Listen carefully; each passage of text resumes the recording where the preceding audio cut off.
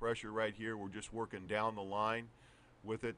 And the offense or the defensive kid is just going to turn and give the offensive man different points of his body here. The object obviously is not to slide off. Okay, we want to have good balance and good posture on this. Just feeling the ground. You see the feet are always working on that. As the defensive man turns, if your offensive kid starts to lose balance on this, then you know he's got way too much weight forward. Again, just working the hands. It's a little shaky right here, the one we're looking at. Not great hands. He's more or less passing it off rather than re-gripping his punch and putting him at the near point of the defender. And this one's a lot better right here. You notice the posture. It's upright, erect. He's not falling off. The only thing I don't like is feet aren't working. Keep the feet moving. Keep feeling the ground with your feet. One last look at it right here. Good head back, good posture right there, good extension with the arms. Feel it. Feel it. That's it. That looks pretty good right there on that particular drill. Again, just work them back and forth and have them trade off. Here we're just going to work down the line. We're simulating a defensive man that is taking an inside rush on us. We got our inside foot up in what I call the power phase, pounding the ground. Again, just doing the same thing, an extension, working different points of pressure as they turn here. No leaning, good posture, working down the line. Keep that inside foot up and firm and what we call, again, the power phase, pounding the ground with that inside foot. Oops, he missed a little bit there. Keep the eyes open, shoot the hands. Go down the line one more time. Don't back up. Stay on the line. Don't let the hands drop. I don't like how this kid's letting his hands drop on the punch right there. Keep them up. Take one more look at it here. Get a good posture. His hands are separating too much. You see that? And he's actually leaning rather than punching. I don't like that lean right there. Once more. Better punch. Extend all the way through. Coming back one more time. Keep the, I see he misses right there. See, that's, his hands are not in sync. He's got them too wide. They're separating. And he's missing the near point of the shoulder right here. Not bad. This is pretty good coming back right there. Now we're just going to do the same thing, only instead of just going in one direction, we're going to incorporate the mirror drill that we looked at earlier with the points of pressure that we just did. Again, we're just working back and forth. Now again, not leaning, making sure we're on balance, feet are moving, and just again keeping our posture and working the hands and different points of pressure that the defender may give us right here. Back and forth. Again, you don't have to keep them in here forever. Just, 5-10 seconds is about all they need to work this. Make sure that the feet stay with the defender. Make sure the feet are always staying with the defender and he's covering that defender up. This is a pretty good example of what we're trying to accomplish with this drill. The next drill is just a leverage drill here. We partner them up again, and I'm sure all of you have had some familiarity with this. We're pushing and pulling back and forth. This is a real thigh burner right here. We want to make sure they're sitting in the chair.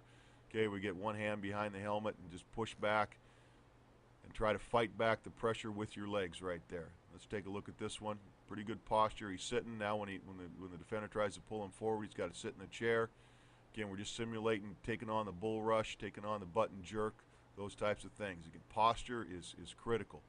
We have some good ones in here and some not so good ones on this. Sit down. Fight with your legs. Fight with your legs. Don't let him pull you around. Yeah, I see he's getting fatigued here, getting his butt jacked up in the air, getting bent over at the waist and losing all his power and all his leverage on this. Get the hands behind the back. There we go. This kid's just hanging on for dear life, trying to prop himself. You can see how straight-legged he gets. He's in trouble right here. No leg strength, no posture on this one. I mean, he's got a one thing you have to guard against in this drill is the brother-in-law act. They'll take it easy on each other if you let them. Don't let them do that. They got to keep working each other. Again, this is just a great drill for developing posture and leg strength and learning how to fight and keep your balance and your posture through the bull rush or the button jerk.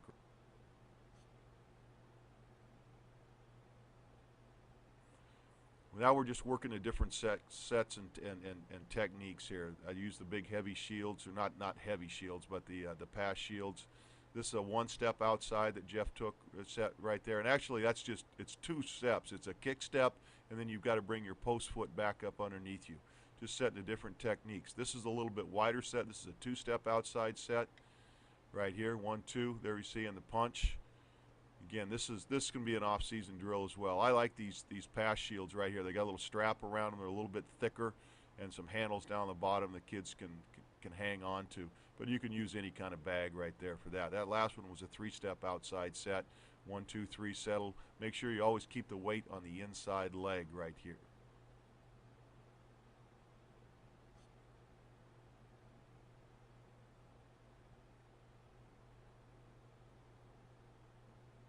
The last one, we're working a power. We've got an inside defender that's inside of us. We're working the power, working down the line of scrimmage. Again, notice how the inside foot is up. We never want to get past midline of the defender on the power. Always stay on the outside half of the defender right here. Don't overshoot it. Common mistake on working to an inside defender is that you overshoot it and you allow him to spin back off, which is what we're demonstrating right here. I'll be back there and I'll just point. I'll tell the guys with the shields to move and spin. So we're checking ourselves in our posture. We're working them down the line, boom, they spin. We ought to be on balance for them to come back for us.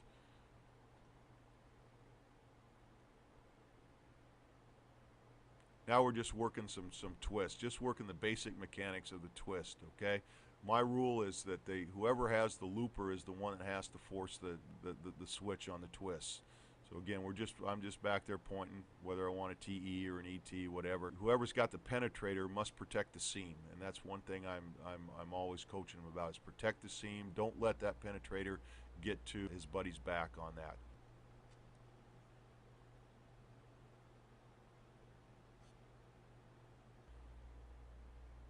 This is just pass rush. Again, we do this just about every day. Here we start out working against some twists. Right here, you can see that does a pretty good job of protecting the seam right there.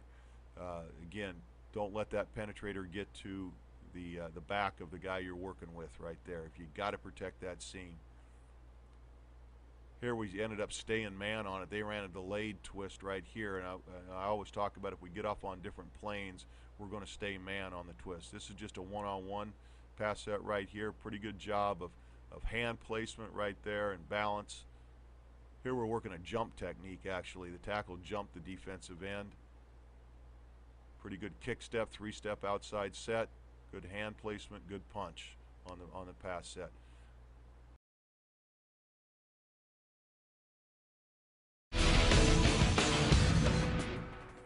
I hope this tape has helped you to come up with some ideas and thoughts about what you might be able to incorporate during the season and in the off season with your kids.